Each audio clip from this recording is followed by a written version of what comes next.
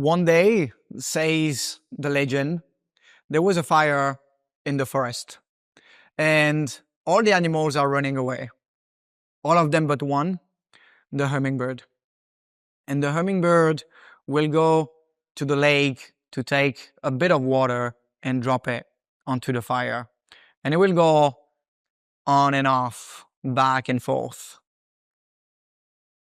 And all the animals looking at him, they say, hummingbirds, what are you doing? Do you really think you're gonna stop the fire on your own?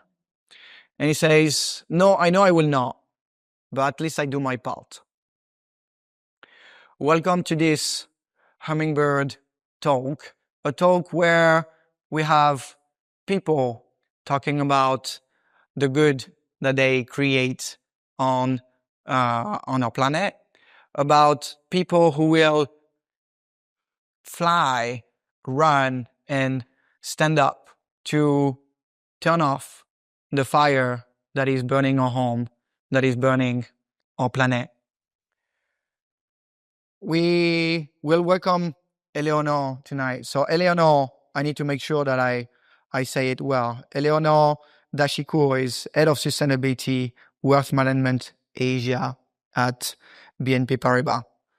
And we wanted to invite Eleonore tonight because as an impact entrepreneur, devoting my life and career to doing more to helping cities reducing their carbon footprint, I always wanted to understand more who are these people who sacrifice their life and career to do more for our environment, to do more for our climate.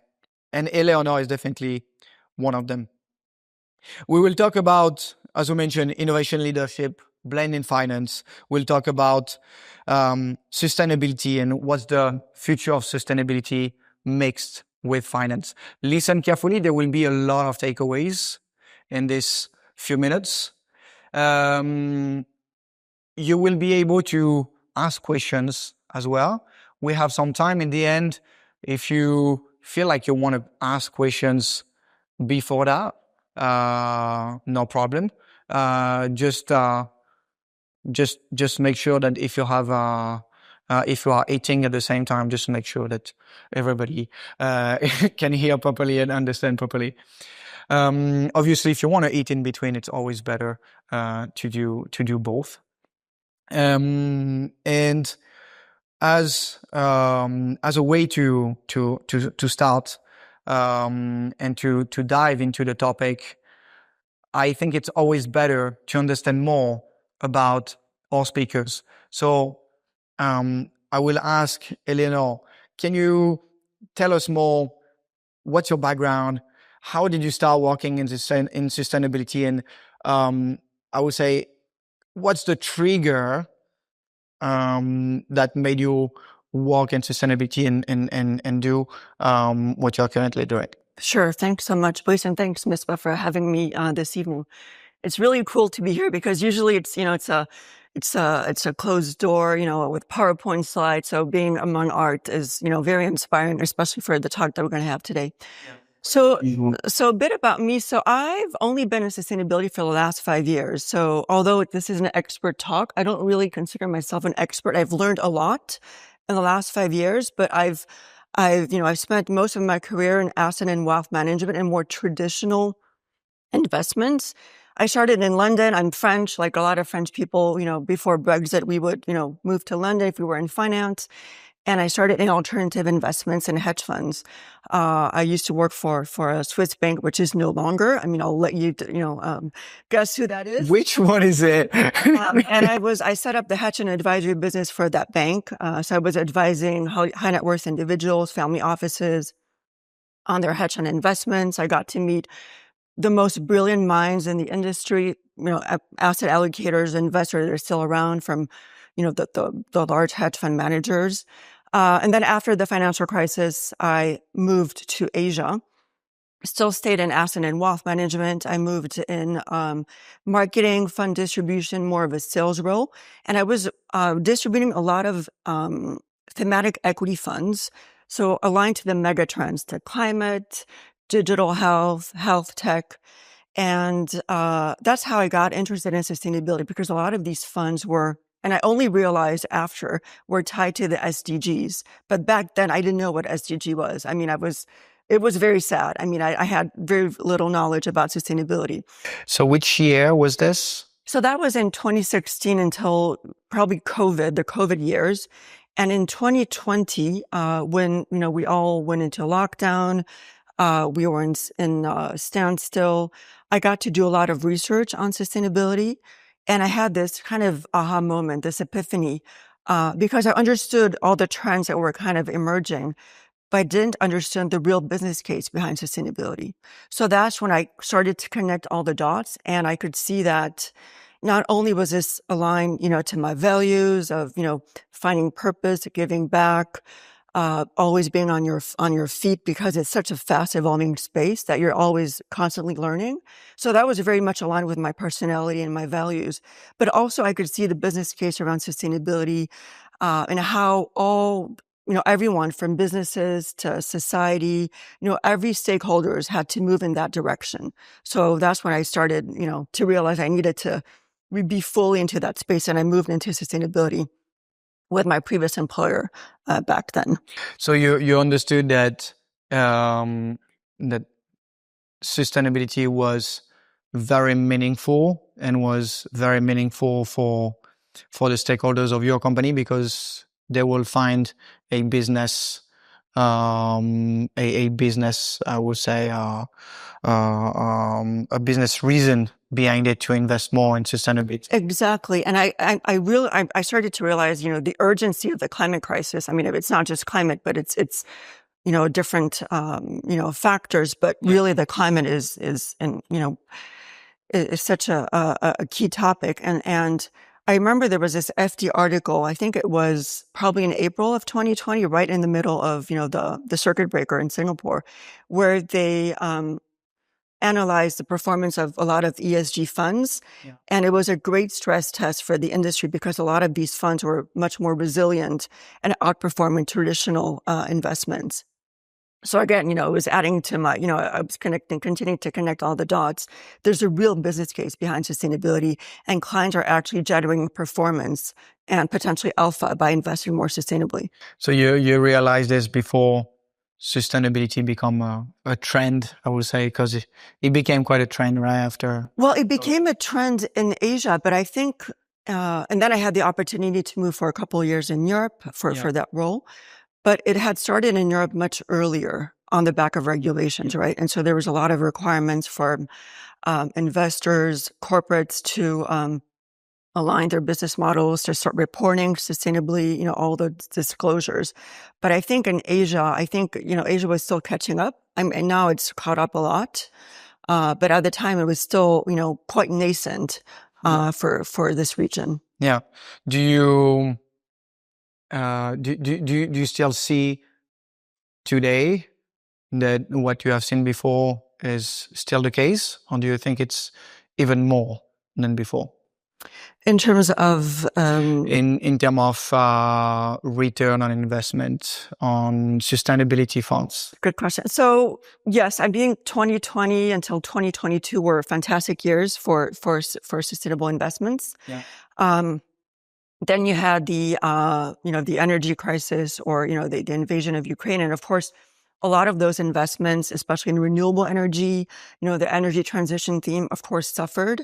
But just like any, thematic investment, that can be cyclical, right? I mean, you had underperformance. So I think what happened is a lot of people put that specific underperformance in the same bucket as everything sustainable. Yeah, yeah. Which can be, it's a misconception, right? You really have to look at, the different underlying strategies. Just like when I was allocating to hedge fund strategies, I had to do all my due diligence on all the different investments. I think the same is true for sustainability. So you have to, it's not so much about beta, but you also have to be discerning, and there's nuance to be made between the different investments. But there's still a lot of potential from a performance perspective, for sustainable investments. Yeah. Yeah. And we do a lot of, stress testing or an analysis of all of different investments, and those that are sustainable have tended to outperform the non-sustainable. Yeah. So we have, I know several investors in the room. So yes, sustainability is good for the business. Then after that, so you promoted sustainability inside your company, and this led you to the role that you have today, basically. Yes. So my role today, so I sit within wealth management, and if you look at the financial sector, most European banks and now Asian banks and I mean, U.S. banks, we can talk about that later. But so the majority of banks will have committed to being net zero and at their own by 2050. By 2050. Yeah. By 2050. Yeah. Yeah.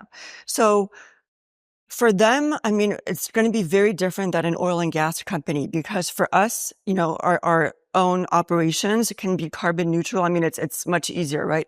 Where we really need to, where we can really move the needle and where we become net zero is by addressing what we call scope 3. Yeah. So that's our clients. So on the corporate side, it will be corporates, that bank with us. Yeah. On the asset and wealth management side, it will be private clients, family offices. So you wanted to... Yeah. Scope 3, let's maybe detail it a little bit for the ones who don't know what it is. I mean, and you can jump in here, but it will be all the indirect kind of emissions, right? Indirect emissions.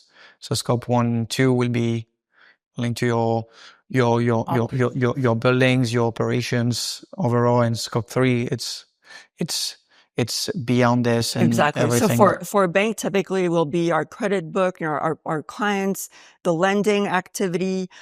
So that's where we need to help our clients kind of decarbonize their own operations in order for us as a bank to become net zero. To become net zero in 25 years.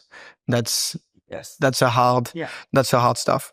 So what I do then coming back to your question, so what we do on the asset and wealth management, we accompany our clients in order to invest more sustainably. So in order to invest into what we call sustainable investments, ESG integrated thematic investments, and also impact investments. Yeah. And so in your role, you work with family offices to invest better. And you work as well on green bonds. So family offices, they have obviously a lot of money to invest in. And for anyone who wants to invest, there is maybe some takeaways from this. So on your side, how do you help family offices to invest more sustainably, and how do you use green bonds in this effect? Sure.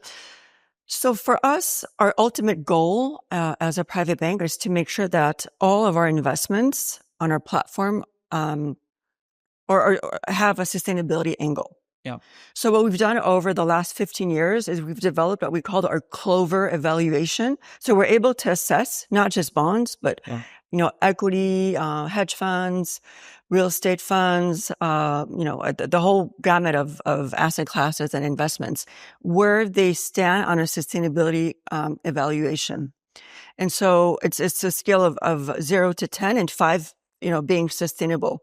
And we want to make sure that more and more of our solutions, ideally 100% of our solutions, will be rated 5 and above. So what we call sustainable. So that will include ESG integrated solutions, thematic. So like the energy transition, theme that I was referring to earlier, but also impact. Yeah. And so we want to have, that platform available for our clients, for them to be able to choose depending on the risk return, profile, appetite, their preferences, if they're tied to any specific SDGs, what they want to invest into.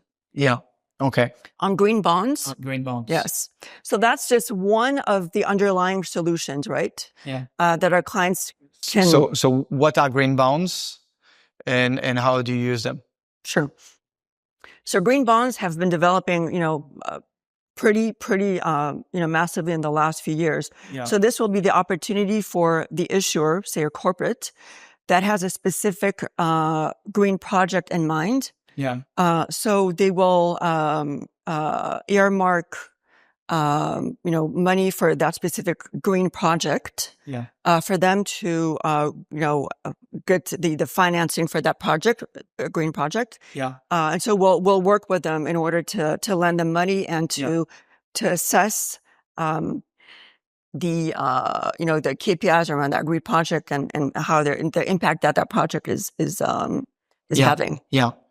I as we are in a small room and I hear some sound on the back, I will maybe cut it here and ask if anybody has question in the audience. Anybody? Yes, Ben, go ahead. Yeah, go ahead. So my question on sustainable investment is, can you do well by doing good, or do you have to take an impact on your performance because sustainable investment does not as well as traditional investment? So how is this the correlation with sustainability, impact, and performance? Good one. Can you do good for the planet and good for the wallet? Yeah. So I think depending on what you invest into, yes, you have the potential to do well in your investments to generate performance by investing sustainably. So referring to what I was saying earlier, we've developed that methodology. And if you look at all of our investments that have been rated 5 and above, so that we consider sustainable, we've measured the performance, especially on a long-term horizon, and they've tended to outperform those that are rated less than 5, so that we consider not sustainable. So, I mean, it's difficult to aggregate everything, but yes, you have the opportunity to outperform. And then on the impact side, that's where you really have more potential, because you're going to be typically investing into private markets, private equity, and there's a lot of research that shows, and especially with some of those measures that we invested into, that you can generate double-digit performance, so market rate, performance. Double-digit per year. Yeah, I mean IRR, yes. Yeah. So yes, Ben, it's definitely possible to mix both. But I think, that comes up a lot in the client conversations, that I have, and so a lot of people still in Asia, when they think sustainability, they'll think CSR, they'll think philanthropy, but it's not the same. And so that's also my role to kind of, debunk all those myths and misconceptions about sustainability, philanthropy, concessionary impact, non-concessionary CSR. So these are, sometimes we use those terms, interchangeably, and we shouldn't. Yeah. And we see having more and more companies specialize in sustainability and startups as well. Obviously, I am in a good place to talk about this. Do you also recommend to invest in smaller businesses that have maybe a much higher potential for growth, much higher potential for returns, and obviously do good for the environment and for years and years to come? Yeah. So I should mention, so as a bank, we invest 450 million of our own money. So that would be our balance sheet money. That's a bit of money. That's a bit of money into what we call impact. So that will be startups. So that could be your startup. Very good. We need to talk more. I can make the intro. So your startup or impact projects, impact funds, and 2 types of envelopes. So one we call concessionary. Yeah. So there, and to your question, we focus more on the impact rather than the performance, but also non-concessionary. So there, we're really looking at both the impact and the performance. Okay. So we have invested into different types of solutions and nature-based solutions. Yeah. In circularity and yeah. Okay. Now for clients, we tend to recommend more private equity impact funds. Okay. So a bit more mature and because we're quite conservative, but we've seen interest from a lot of clients' family offices for direct investments into startups, I'm sure businesses like yours. Maybe you can share a bit more about what you do, and I'm sure there's some potential. Where we want to reduce the carbon footprint of our cities, and we want to go even beyond this. We want to develop the cities that we need for tomorrow.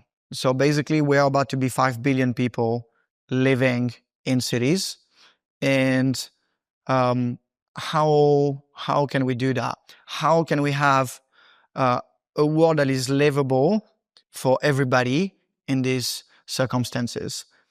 And so basically, it means that we need to have cities that consume much less energy, and that the air overall that we have in cities, the environment that we have in cities, are much more livable for everyone. One thing that I have seen 10 years ago is when I was living in Bangkok, in Thailand at that time, is that air conditioning represent a big part of our carbon footprint and our pollution in cities. So in the world, I have a little question for the audience. In the world, aircon represents 3% of our carbon emissions. So roughly the same as the aviation industry, right? So we often like to talk about aviation industry as something that is not good for our environment. Aircon is roughly the same. I'm not even talking about heating. I'm talking about air conditioning only. Does anybody know what is the carbon footprint of air conditioning in Singapore? In Singapore, little Q, it's more than 3%. It's more than 3%. Anybody has a guess? One guess? 10? 10, it's more. It's more than 10. I heard 30. This is 30%. So, you know, we obviously consume a lot in Singapore. We have lights everywhere all the time. Air conditioning is by far the biggest consumer and the biggest emitter for carbon in Singapore. So around 1/3 of everything we produce. So it's enormous. And so over the last 6 years, I work with some of the largest local, regional, and global companies to help them reduce their air conditioning consumption, because it makes sense financially speaking as well. And so basically, when we talk about aircon reduction, we talk about cost reduction, and we can even do it without any capex. So basically, you don't invest any money up front. We do the savings for you, and you just get the profit that is generated for it, and you just give us back a small percentage of it. So it goes back as well to Ben's question. This is an example of how doing good for our wallet and doing good for our planet. And I think on the aircon side, I mean, with what's happening with temperatures rising, I think we're going to have to be to use it more and more, right? I mean, it's and with heat islands, so in cities, temperature will be 5 degrees higher than what we have in another environment, because basically, since we lack trees, with the roads that is basically combining all the heat that is attracting the heat, the lack of trees, and also air conditioning, because when we are creating cold inside, we create heat outside. So all of it makes cities 5 degrees higher than what it could be just next to it. So obviously, over the next years, there will be a big issue in a climate like Singapore, where humidity is also very, very high. So basically, we cannot have very high temperature. I will maybe stop it here, but one big issue in Singapore, we often talk about heat, but it's if heat is too high, it can be a problem because humidity is already very high. And so if we combine humidity and heat that is very high, basically, or we are boiling from inside. So if we have very high humidity, since we have very high humidity in Singapore, if we also have very high temperature, we will boil from inside, and yeah, that's not happy ending. So I will stop it here, and I will go back to Eleonore. Great activity, because we didn't talk about carbon market, and there is a big shift, and mainly in Singapore. And Singapore is one of the first country who wants to basically accelerate on the carbon market. Can you tell us more a little bit about this and how this can play a role for everybody in this room? Yes. So I think on the carbon market side, I mean, so we're seeing that development. I mean, not just in Singapore, right, but it across Southeast Asia. Yeah. I think China has the largest carbon market, actually, but it's quite fragmented in the U.S. as well. But what we're seeing coming from Singapore is that there's first of all, there's a carbon tax in Singapore, yes, and they've been increasing the prices over the years. Yeah.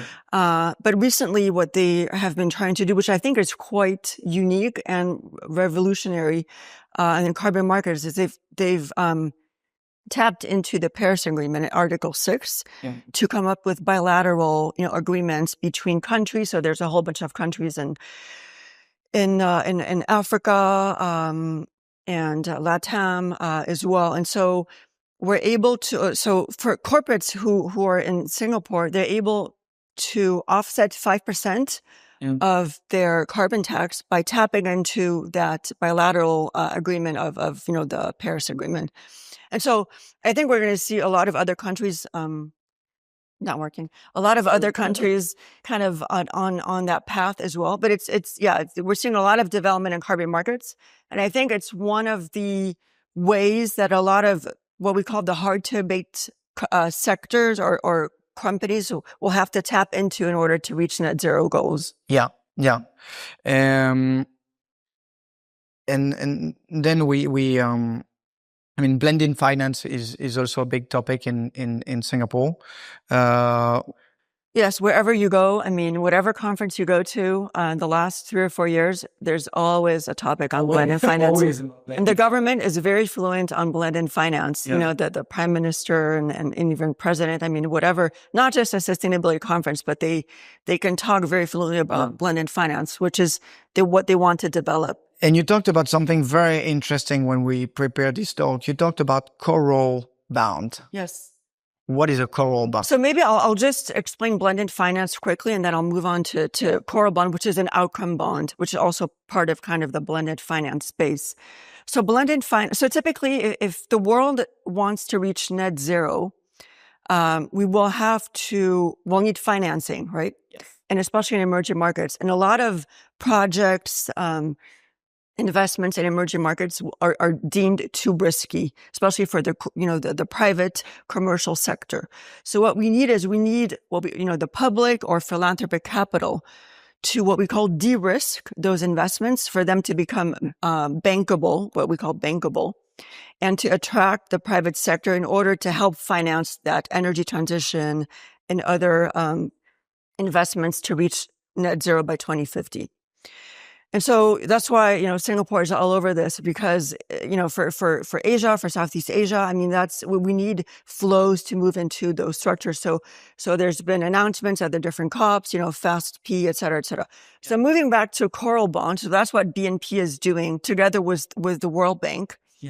is we are helping the World Bank issue a coral bond, which is an outcome bond. So essentially, it's a zero coupon. So I'm going to become a little technical here, but it's a zero coupon bond. So it's a 5-year maturity bond. So we, as a bank, so we've put in money to help kick off this project. And the one of the stakeholders with the World Bank is also putting money to kick off this project. And so zero coupon money, I mean, it doesn't bring money.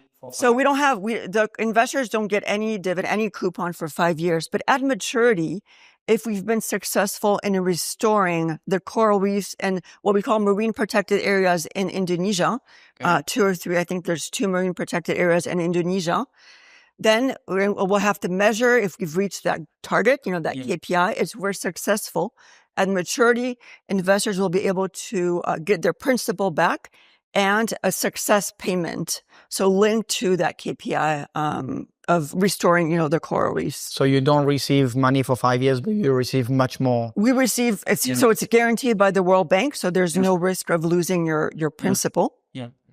And then we would receive a success payment. So another example of how to do good for our planet and our wallet. Exactly. So that's quite unique. I mean, when I was at the previous employer, we did what we call the Rhino bond. So it's the same kind of, the same vein. So the idea there was to help populate the rhino population in South Africa. In a couple of reserves in South Africa. So same principle, no coupon for 5 years, but at maturity, if we're successful, clients get their money back plus the success payment. And anybody can invest in this type of projects? So I think there's a minimum. So it's not, small, but yeah, it's quite accessible. And so what we are looking for, we're looking for donors who want to, participate in this project in form of grants, but also investors who want to invest into the bond.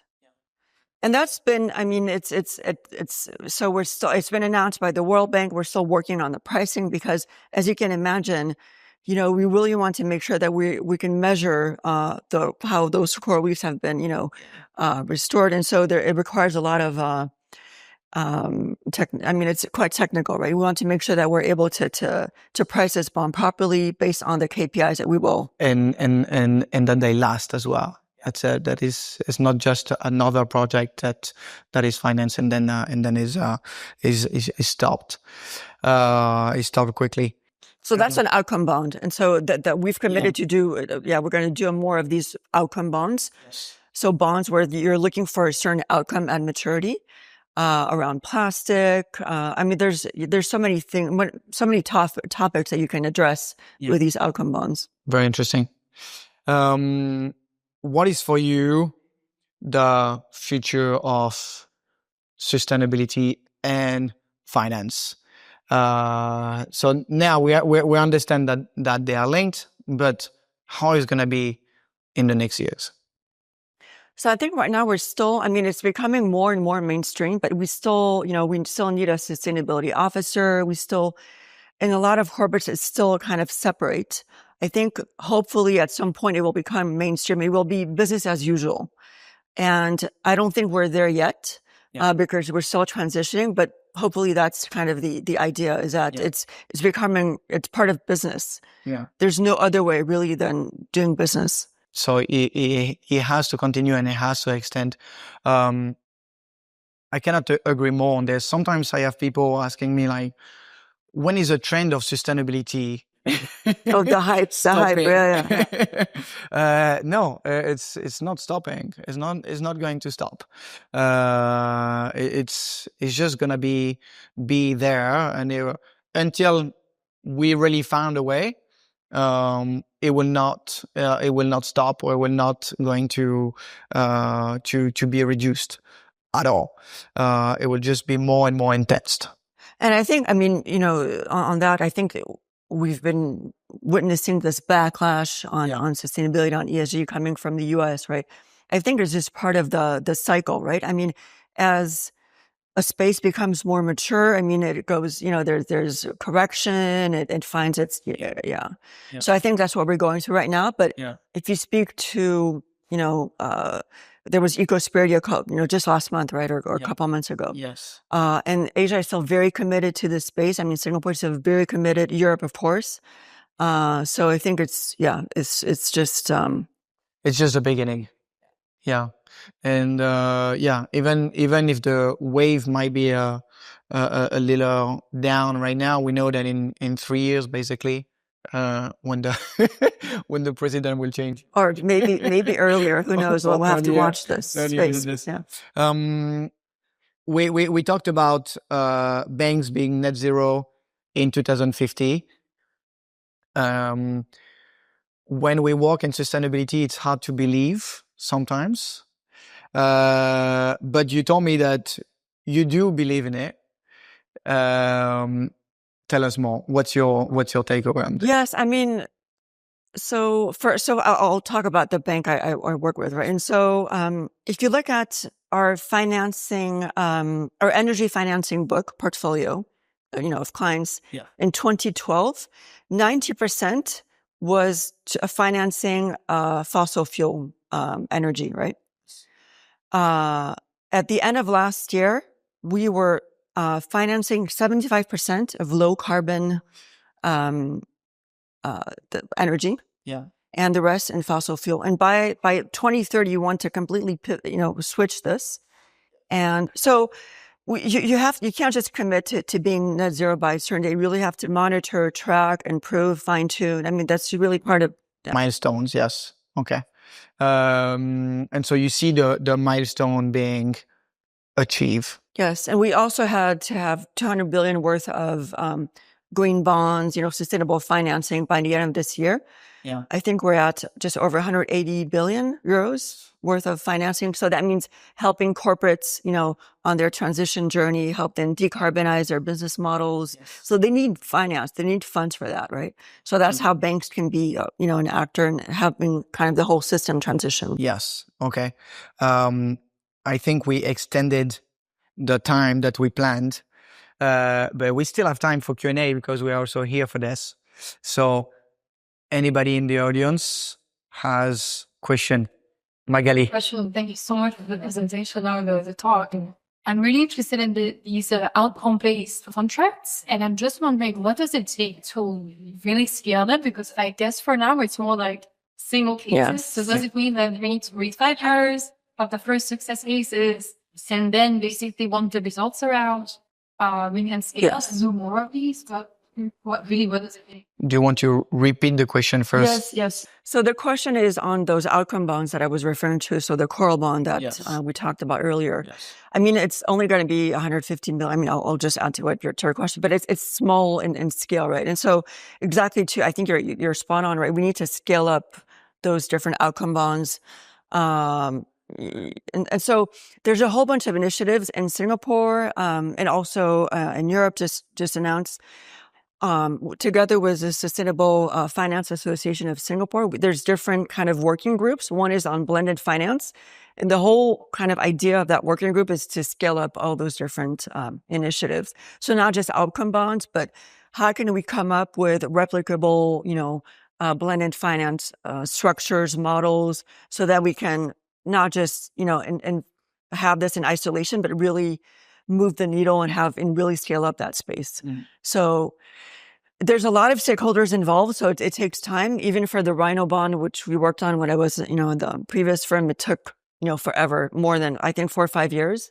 This one, of course, is kind of the same model. So it's going to be quicker, but still we need to be able to replicate those. Can I just follow on? Another question. Go ahead. So does it mean I hear blended finance now with outcome-based? So this means all of these outcome-based cannot work without blended finance? You don't even need to have... No, you don't need to. But depending on the project, if you need to de-risk,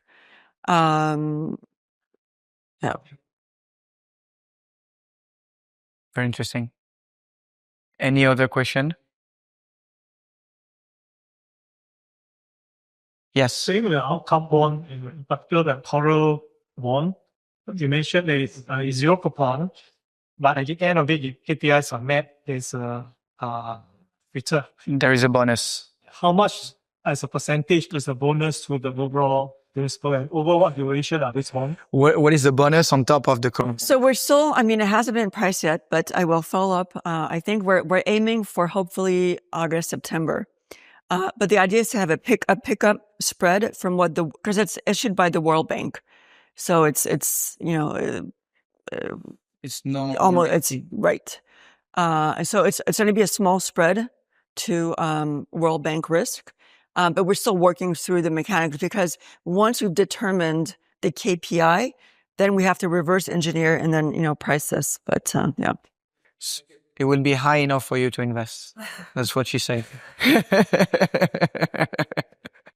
And I mean, the beauty of this is for anyone considering philanthropy, I mean, here it's an investment. So you're not, unless you're funding, and giving in the form of grant, but here you're an investor.